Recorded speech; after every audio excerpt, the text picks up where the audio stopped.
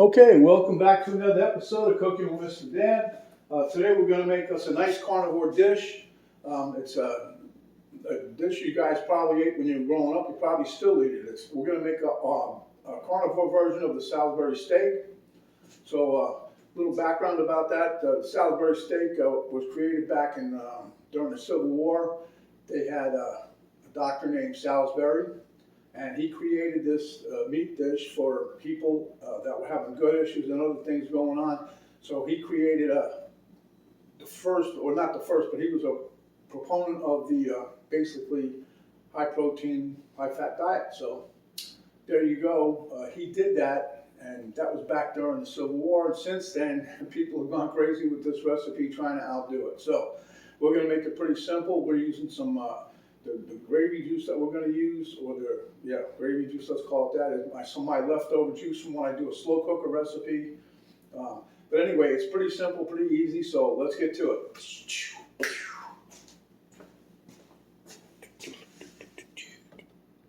Okay, so this here, I don't know if you can see around the edge, but you can see the fat floating on it. This is my leftover juices from when I cook a slow cooker recipe, like chuck roast, or beef roast, whatever. So I take that, and the juices that come off of it, I save them and I use them on the next pot and the next pot and the next. Well, this is all that's left. So, and it tastes really good. So when you're on the carnivore diet, you're eating the beef, but this here gives it a little bit more flavor. You got plenty of fat mixed in there. So it's really, really good. And that's what we're going to use today. I'm going to reduce this a little more. I'll show you that in a minute. But we're going to reduce that, and we're going to use that as the gravy on top of our Salisbury steak. Dum, dum. Okay, so now we have some ground beef. This is about 1.5 pounds, give or take. I got two eggs I'm going to mix into there. I'm going to put a little salt and pepper in there. And here I have the Feta cheese. I'm going to mix a little Feta in there, and that's going to give it a nice flavor. And so then when we're done, you'll see I'm also going to top the Salisbury steak with some Feta cheese. Okay, so let's get to it. Okay, so first things first, I'm going to beat up the egg. Now, you don't have to put the egg in if you don't want. I always put egg in when I'm making my hamburgers. It helps hold it together. So I do that just about every time. I don't think there's a time I haven't put no egg in there. Okay, and we're going to just dump this in. And you don't have to beat the egg. You see a lot of these guys just crack the egg. I just like mixing everything together. Okay.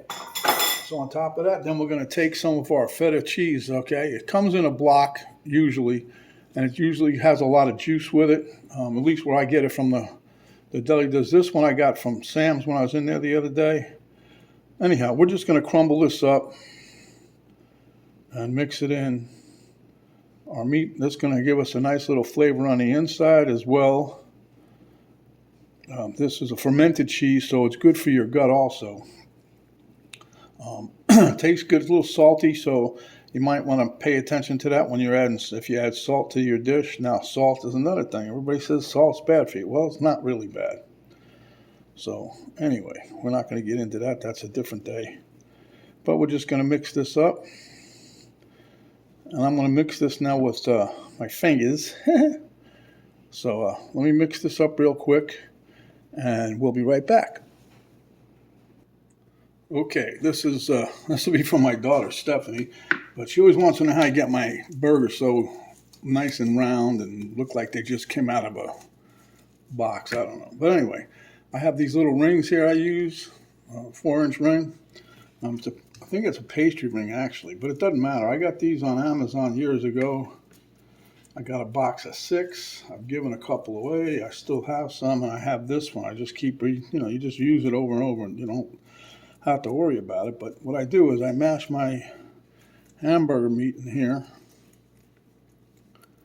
okay, and get it to where it's pretty well, hopefully even. Now, each one of these patties weighs between 4.5 and I guess 5 ounces. I didn't weigh them, so I just kind of eyeball them. I'm used to making them like this, so I would guesstimate that they're about, like I said, 4 to 5 ounces a piece.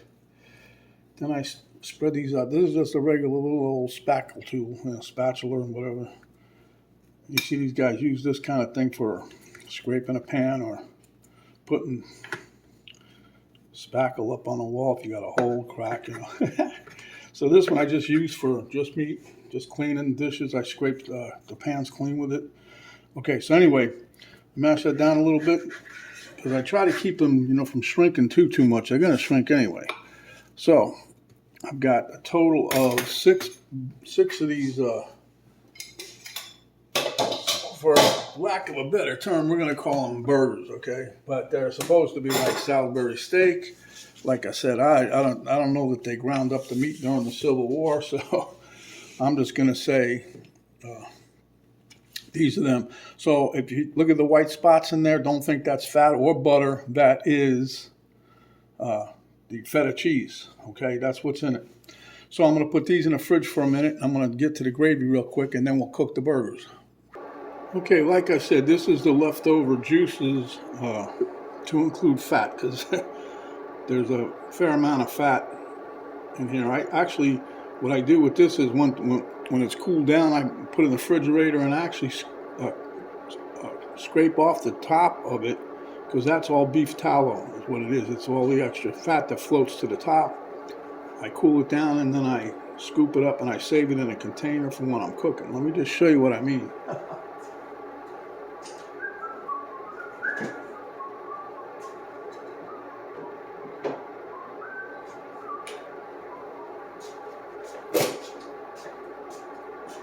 Okay, so as you can see, this is what came off of this right here.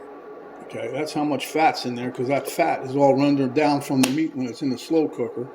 At any rate, you can see it's starting to percolate a little bit. And this is what a reduction sauce is. You see how it's steaming? I don't know if you should be able to see the wisps of steam coming up. But anyway, just stir that around and keep stirring and stirring. And then as you reduce the sauce, you can get it as thick as you like or as thin as you like. You reduce it down, and that also brings out a lot more flavor because you're taking all the excess moisture out of it and you're trying to thicken this up. So as you can see, maybe, I don't know, it is actually a little thicker than it was. But we'll just stir this around and stir this around. So I'm going to get those hamburgers ready, and I'm going to grill the hamburgers today. I thought, you know, my wife said, "What are you doing?" I said, "Well, I'm going to grill these." She goes, "What do you mean grill them?" I said, "Well, that's probably what they did during the Civil War. They didn't have no ovens and stuff or no frying pan. Well, they probably had a frying pan, but if you're making it for a bunch of people, I'd say you put it on an open fire and do a bunch at a time, right?" But at any rate, this isn't Civil War time. I digress. I'm sorry. But anyway, let's say this is pretty much done for my liking because it's going to cook some more. I'm going to turn this off. I'm going to get the burgers. I'm going to throw them on the grill, and I'll be back when the burgers are done. Okay, I don't know if you can see it, but the steam coming off these here burgers, I don't know if you can see it. But anyway, just took them off the grill. They look pretty good. So now we're going to scoot over here, turn my gravy back on.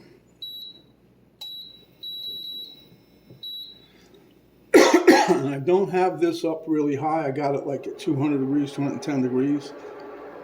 And as you can see, it started to skim over the top again because of the grease.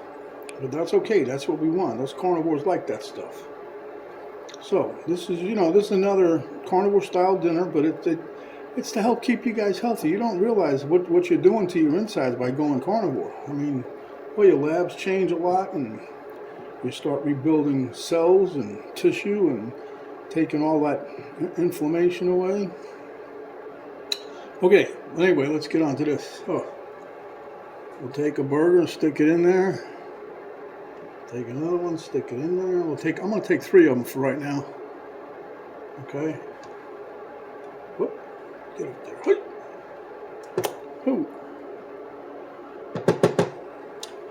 Okay, move this over here.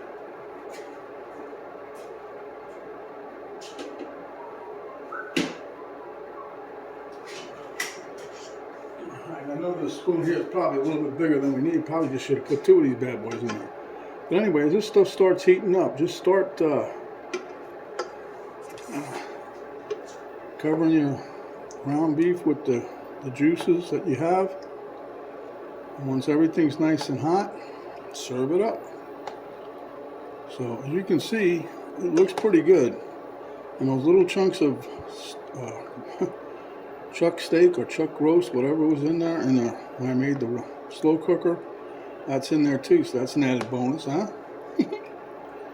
Alright, so let's sit there for a minute. You can see the steam. I know you can. It's gotta be. You can see it. A little steam coming up, that's what you want. So in a moment we're gonna serve this up. Now when Penny and I do this recipe, we like eating it out of a bowl. We eat most of our stuff out of a bowl because of all the juices that are left. And you just tilt the bowl and drink it down, you know. Okay.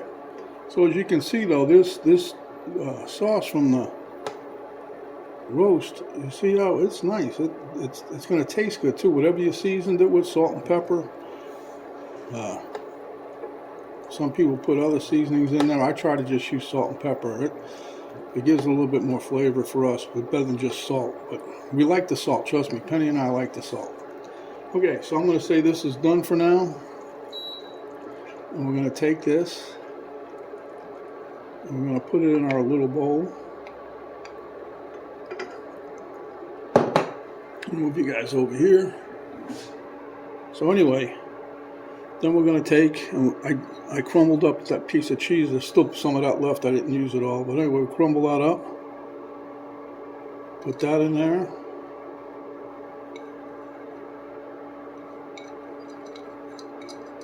Get all that. That's good num-nums there.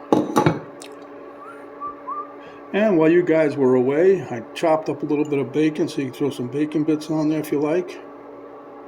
This is all carnivore, baby. This is the way you eat. Alright. And just because I'm Mr. Dan, we're going to take a little scoop here of some more gravy and juice on the top. And there's one more touch, because it is Mr. Dan. Can't forget Elmo, huh? Okay, guys, there you have it. Let me move this out of the way. Move this over here. So,